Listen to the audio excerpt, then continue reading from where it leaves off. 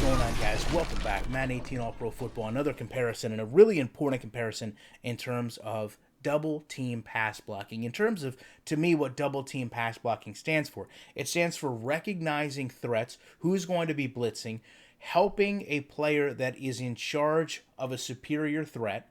In this case, a player like Reggie White, but later on we're going to take a look at the Houston Texans, who have two all-star pass rushers in J.J. Watt and Jadeveon Clowney. And these are things that keep offensive coordinators up at night. Players that can wreak havoc on an offensive line and a quarterback, and teams that really game plan to nullify the impact these players make. And when we look at Madden, I just don't think we're going to see the same continuity in the line, in the same respect to these elite pass rushers on the line. And it hurts simulation in the long run, because I guarantee you, you have an offensive coordinator looking at Reggie White, he's going to look to get two players on him, if not at all times.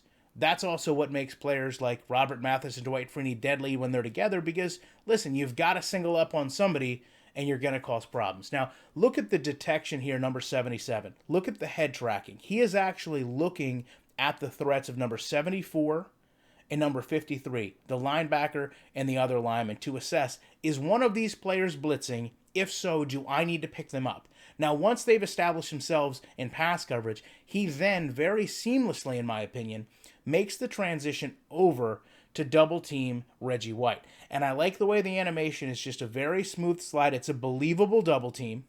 And now they've put themselves in a position, even visually, to nullify the pass rush. Now, Reggie White isn't totally being boxed out here. He's still working. He's still making progress, but certainly not making the progress to collapse the pocket that the player there in the background that had the single team did. Now, when you look at this as a whole, it's believable to think that a player would knowingly go over and double team the best pass rusher on the line. I think a lot of times when you're looking at lines setting themselves up and looking at who they're going to help, the player they're going up against certainly means a lot in terms of that scheme. So you watch it there one time at speed, and then we're going to go back and we're going to take a look at Madden. There's a lot of things that I want to look at in Madden, because a lot of things I really just don't understand. And I'm going to show you guys a number of plays here.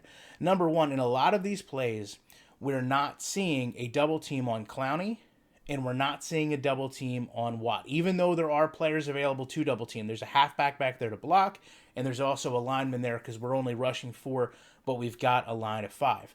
Now, taking a look at this first replay here, there's some immediate problems that I have with the way this line passes off blocks. They almost have to wait till a single player releases. As you see, basically 78 just plays back and forth from one to the other, from one to the other. And it really makes a mess in this case when 75 comes back to pass block rather. He's actually pushing everyone back so much that it ends up sacking the quarterback. And I know if you play Madden, this happens to you a lot. You get these very quick, rapid-fire pass blocking animations where the line just kind of goes cattywampus. Here you see Gore runs back to block Clowney. He's running toward the quarterback. It doesn't make any sense, nor does the fact on this play. And again, for you guys to think I'm cherry-picking plays, that got brought up the other day. I cherry-pick plays. How could I get all these plays together and have them all so bad? I mean, I guess I like the fact that Gore runs backwards, but Clowney has rushed himself 10 yards out of this play. He gets up. He's not even trying to get Luck. They block each other around Luck, of all things. And then as Luck breaks out of this tackle, Eli Manning-esque, he decides that something is going to force him up in the pocket, and then he literally falls down on his own. I mean, you literally could I replicate this if I wanted to? This is what the game does. He falls down without any contact, as if he's still in an animation with Clowney as he goes down, and they both tumble to the ground together. I really can't stress enough to you how much this game needs work.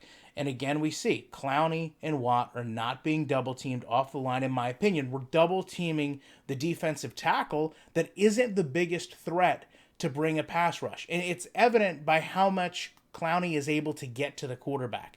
You know, maybe adaptive eye isn't in the game, but it should be recognizing, hey, wait a second, the same player is bringing all this pressure. Let's have someone help other than the halfback. This is a situation we kind of just saw, very similar. We've got players blocking through the quarterback as he stands there. Now, I get it. If you're playing the game, you may step up in the pocket at this point. You may rush out of the pocket, but this is what the game does when it has to double team. As we mentioned, you're going to go from one player, you're going to branch off to another. So as 78 releases, he goes over to double team.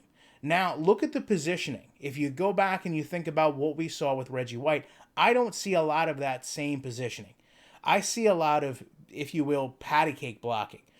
I'm going to take him. No, you're going to take him. No, I'm going to take him. And it just goes back and forth. And they don't have a interaction as two players trying to block one.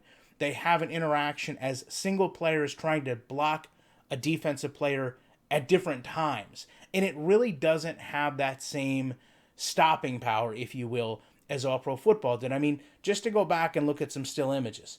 This is what we saw at the onset of a double team block. This is what Madden showed us at the onset of that block. The body positioning, the posture, nothing really is the same. When the players were engaged interacting, look at how these players are arched their back. Look at how Reggie White is pushing forward. It's believable. This is what we saw in Madden. Almost two completely different postures and situations, and it's evident to me why this isn't as effective.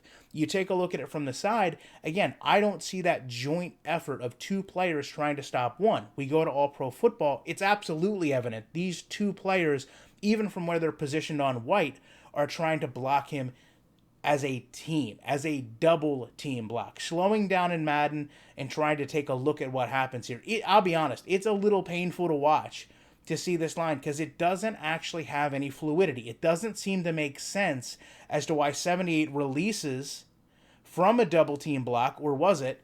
Who knows? Now you come over to All Pro Football, take a look at this and tell me you can't tell clearly when the double team block initiates. It's extremely simple to see. Once there's no pass rush threat from the linebacker or the defensive tackle, he goes over, makes one step, has his body in position, and he's going to start to engage a double team. It's beautiful. It should be in Madden, and it's not. It's a mess in Madden. Love to know your thoughts on this. Appreciate you checking out. Back in the week with more commentary.